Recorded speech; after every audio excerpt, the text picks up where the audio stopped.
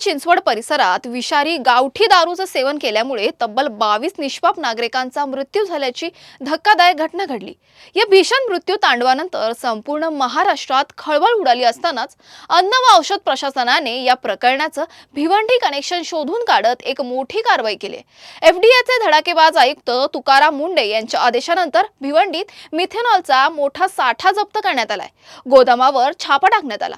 5929 kilo रसायन जप्त करण्यात आली। पुण्यात झालेल्या मृत्यूस कारणीभूत ठरलेली विषारी दारू बनवण्यासाठी ज्या मुख्य केमिकलचा वापर करण्यात आला होता त्याचा पुरवठा भिवंडीतून झाल्याचं तपासात निष्पन्न झालंय। त्यानुसार एफडीएच्या विशेष पथकानं भिवंडी परिसरातील मे रेस्क इंटरनॅशनल कंपनीच्या गोदामावर अचानक धडक छापा टाकला।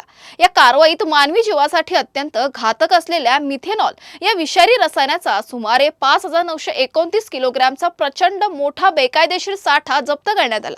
पुण्यात विकल्या गेलेल्या दारूच्या भेसळीसाठी मुख्य रसायन याच कंपनीकडून पुरवण्यात आलं होतं। अत्यंत धक्कादायक बाब म्हणजे या अत्यंत विषारी आणि घातक द्रव्याची कोणतीही अधिकृत खरेदी विक्रीची नोंद किंवा साठा कंपनीच्या नोंदवहीत उपलब्ध नव्हती।